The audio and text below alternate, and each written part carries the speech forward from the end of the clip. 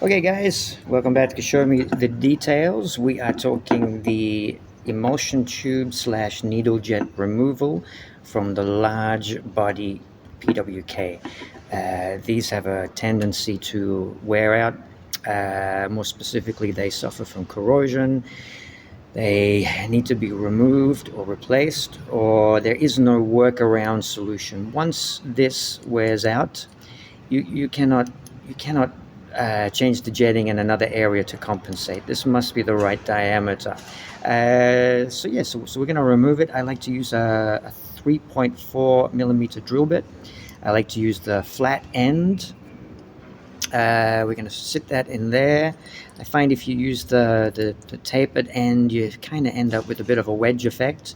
So we're going to hammer on that end where your safety glasses, drill bits are brittle.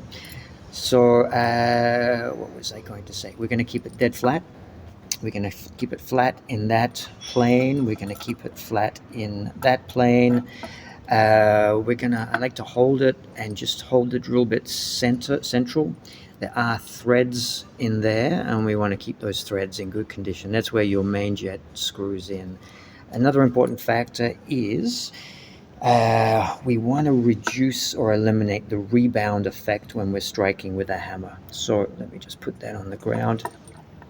If I were to hit this on a flimsy bench, the flimsy bench would bounce. It would absorb some of that hammer impact, and then you'd have to hit it even harder to create the same impact. So we want to have the most amount of impact with the least possible strike, and the way I do that is just a piece of wood on the ground, a piece of hardwood on some solid concrete. So let me set up the camera on the piece of wood and let's knock this thing out. Okay, this is we've got a scrap piece of wood. It's on a nice solid surface. There's a little bit of a rock there, but if we hammer in the center, that should be fine. So I'll just give it some short, sharp taps, and we'll build up, and we'll see how easy it comes out. This carburetor is from a KDX 220.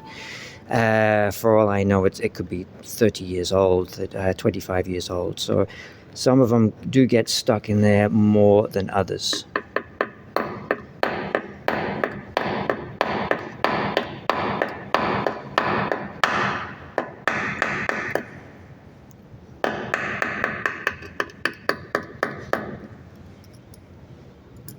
And that's it. You can see that it's not focusing great. There it is. Just give it that little bit more of a tap.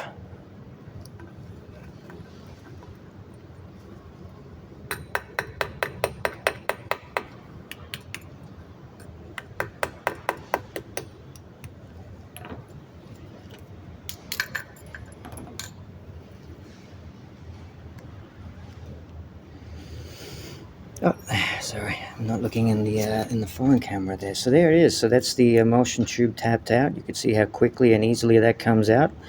We are going to tap a new one back in. But before I do that, I think I'm going to get some Q-tips and we'll just give that a little bit of a clean out. Now, there is a very important point that I left out.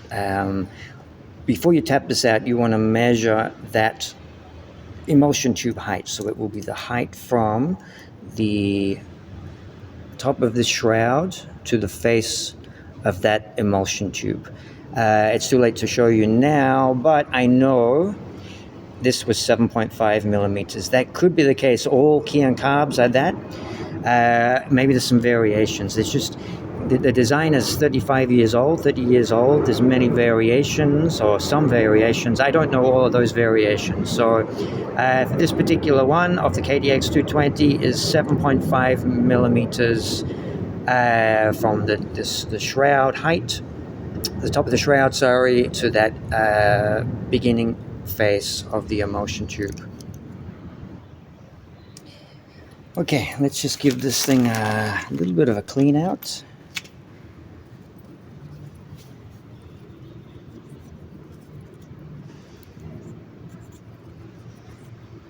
It's actually pretty clean. There's nothing in there.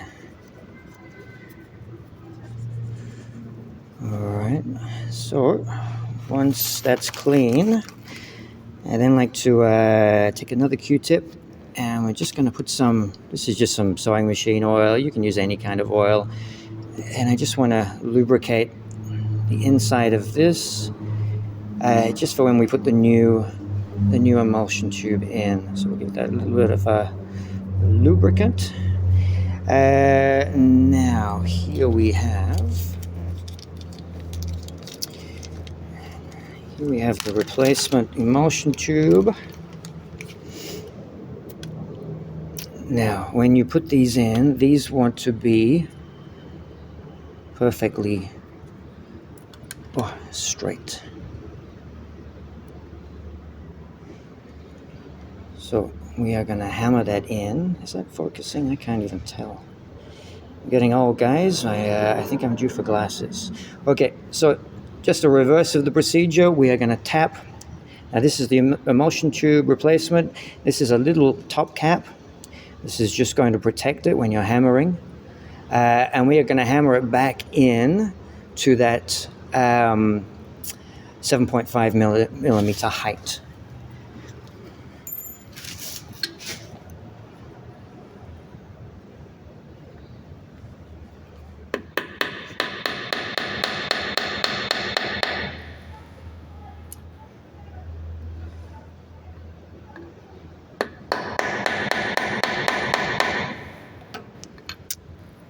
Just going to check that each time. Where's my vernier calipers?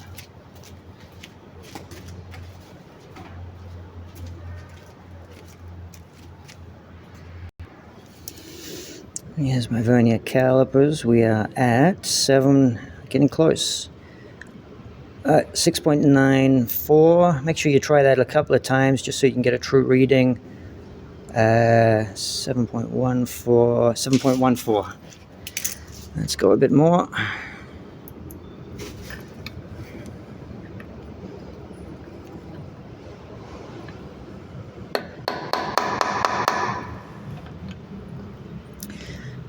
Now you're better off going slowly each time, because if you go too far, then you got to try and knock it back the other way, and then you risk damaging the emulsion tube all over again. So just little taps at a time.